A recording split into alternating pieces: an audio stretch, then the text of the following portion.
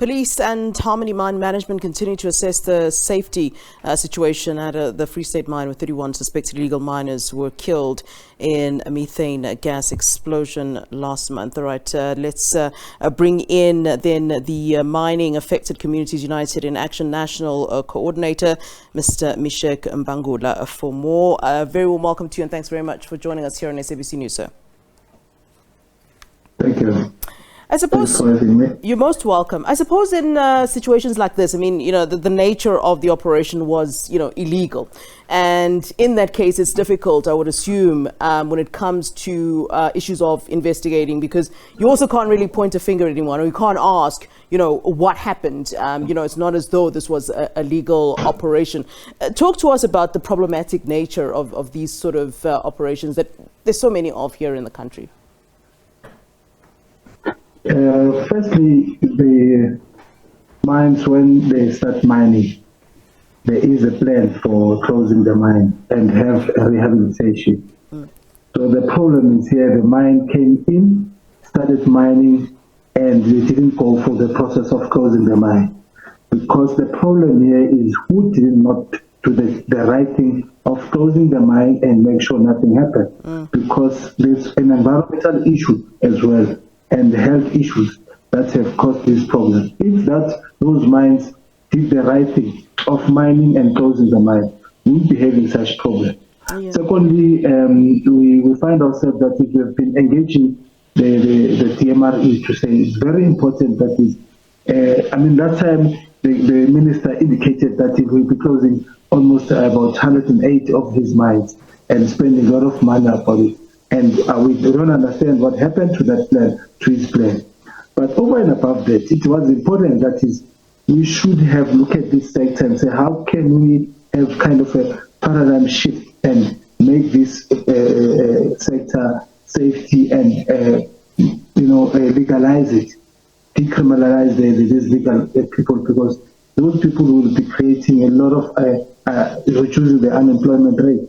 But unfortunately, the department didn't do anything. So now in this case, the mines themselves have been getting people from all over Africa to come and work in South Africa. Yeah. These people, what happened is after mining and after the mining closes, the only skill they have is mining.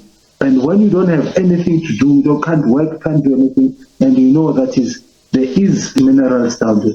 You will risk your life rather than die hungry. You'll go down there and do exactly what they did. What? And it's unfortunate that is died.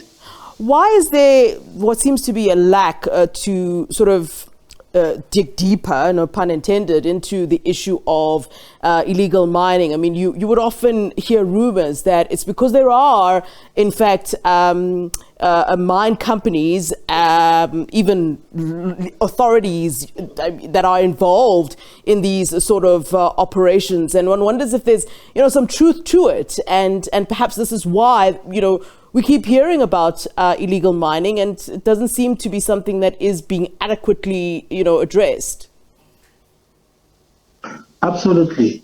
There is this mafia scheme where they always buy from these very same zamazamas. We don't want to call them illegal miners because we believe that these people are the rightful owners of this country. They must do what they do. But the main thing is that the very same people, they make sure that people go down there, and when they come back, they buy these minerals at a very little price, and they benefit. It ends up in the legal system, of South Africa. So how does that go? Because there is a mafia that is asked by this system, and they will never let this system to stop, because it's easy even for them to start mining there. They don't use any machines, they just get from these people, and it's very cheap for them to do that, but risking other people's life. Yeah.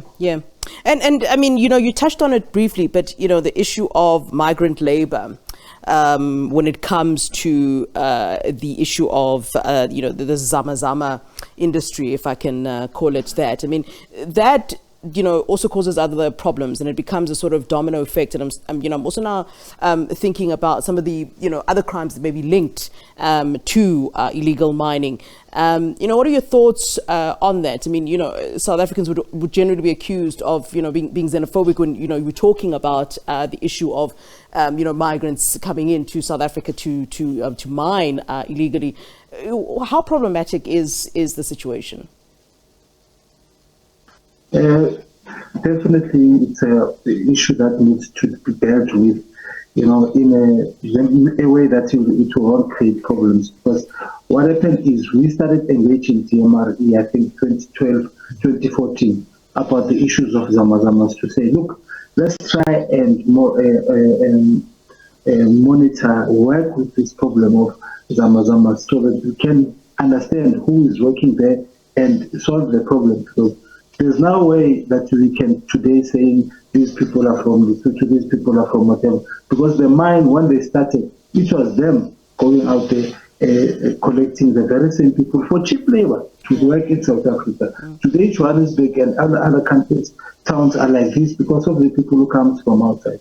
And now, because the mine have closed, they don't have work permits, and then we take on those people. But if we can engage and sit down and say, how do we start working with this sector and formalize it in a way that is everyone will be known how to work on this thing, then we won't be having a problem. Because as long as we leave this thing loose and think police will solve the problem, we won't solve the problem because unemployment rate is high. People will come from all over the place and make this country ungovernable. We need to work with these people and understand what is it that we can change that sector to be a sector that is monitored, formalized, and assist in the economy of South Africa. But at the moment, we are just sidelining them, and we don't want to talk to them. Mr. Mbangula, okay, we're talking about, at this point, 31 bodies that are, beneath the surface that are, of illegal miners. And, you would have heard that police have, are saying that they'll continue to monitor the safety situation to go down. Are we likely to see a situation that, those bodies are left there? I mean, there was a reason why that particular mine shaft was closed in the first place. I mean, why should people have to go down, risk their lives for what was, and as I began our interview, I said, an illegal operation? Okay, even legal operations. Mining is a dangerous sector. Yeah. Even legal mines that we have them. We see a lot of people dying in legal mines. The bodies are still there. So even in this case, it's unfortunate that it's difficult to get them because there's methane gas, there's everything. So it's a matter of how do we really come together and say we make sure those bodies will be retrieved, so that the families can bury them in a decent way. But it's unfortunate that is, if the mines themselves, the criminals say those mines who came in and mined and did not do a perfect job of closing those mines and let people to go down there. So the criminals is the mines that work and looted minerals without benefiting the community.